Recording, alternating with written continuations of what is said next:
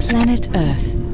By the year 2050, the world's population will have reached 9.3 billion people.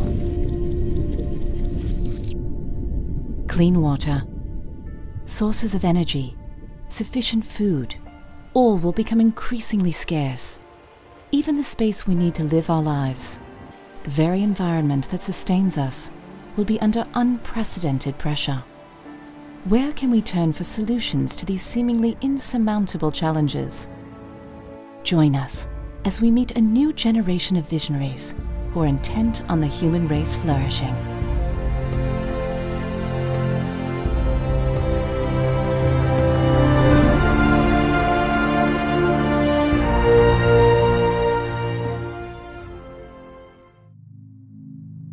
Food. The sheer quantity and variety of food available today is one of the defining miracles of the modern age. Yet hunger continues to be a reality for millions of people around the world.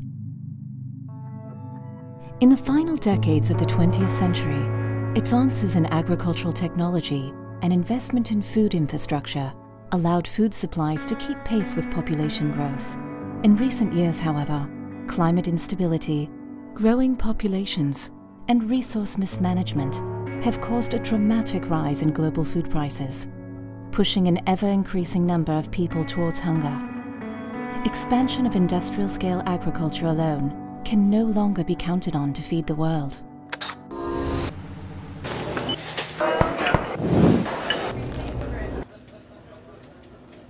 One piece of the solution to these challenges can be found in a backyard in Hawaii, where an agriculture company is focusing on aquaponics.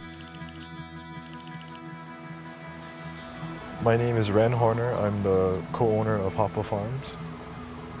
Some of the basic challenges facing Hawaii in food production is that we don't produce very much of it. Because we're an island, we're very geographically isolated. We're 2,500 miles from the nearest landmass. So everything that we eat travels thousands and thousands and thousands of miles at a very high cost in carbon dioxide and energy. The benefits of having an aquaponics system in your backyard is high quality vegetables that you know are safe, that you've grown yourselves, you know that they didn't put any gnarly chemicals, you know where everything came from, you grew it yourself, it tastes good, it wasn't shipped 1,000 miles when it was green.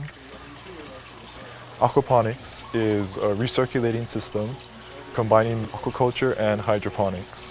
Aquaculture is the cultivation of fish, and hydroponics is the soilless cultivation of plants and water. Wastewater from the aquaculture tanks is passed through the hydroponic system, simultaneously feeding the plants and cleaning the water. The purified water then returns to the fish tanks, creating an efficient and symbiotic cycle.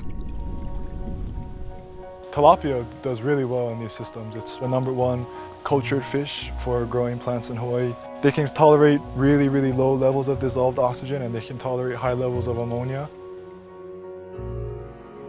In addition to making high production agriculture possible in your own backyard, these systems make for an excellent teaching tool, allowing people to reconnect to where their food comes from.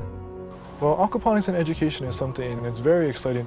A lot of the schools that we work with incorporate it into their cooking, their home ec, and so the kids get to see it from farm to table on a very small scale. Definitely there's a lot of hope with that generation. Since 1990, it is estimated that 6 million hectares of arable land have been lost every year due to factors such as climate change, overcultivation, and deforestation. The challenge of the coming decades will be to make agriculture possible again in these marginalized areas.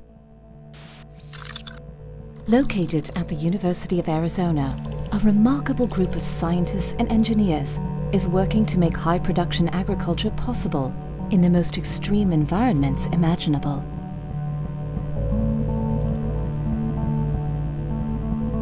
I'm Gene Giacomelli, and I'm the director of the Controlled Environment Agriculture Center at the University of Arizona. My name is Phil Sadler, and I work with Dr. Gene Giacomelli, and we develop growing systems for extreme environments. I graduated from college and I went to Antarctica, and I was a heavy equipment operator. And one of the big complaints was that there was no fresh produce during the winter. So I organized a group of volunteers and we built the first greenhouse in McMurdo. And then 2 years later we built one out at South Pole. Controlled environments can be placed anywhere around the earth. In climates that are not the best, in land area that's not the best. Putting these systems nearby the urban areas, nearby the market, transportation is reduced, the quality can be increased, the yields are on the order of 10 times greater than what we get in the normal fields. Hydroponics is growing crops without soil. We provide water, nutrients, and oxygen to the root zone of the plant very effectively and efficiently, and we can recycle what the plant doesn't use. Building on the success of their South Pole growing chamber, the Controlled Environment Agriculture Center is now creating a system that will produce food on the surface of the moon. NASA asked us to design a greenhouse that would deploy on the surface of the moon without any humans being there, and have the crops growing and waiting for the crew when they got there. After landing on the surface of the moon, the greenhouse deploys and begins producing food. Approximately 30 days later, the plants reach maturity and the bioregenerative life support system is ready. The systems that we're developing for NASA are very high-tech, but this technology allows us to be efficient in Earth systems as well. As we need to produce more food to feed people, we will have to become more efficient. Hydroponics in controlled environments allows us to do that.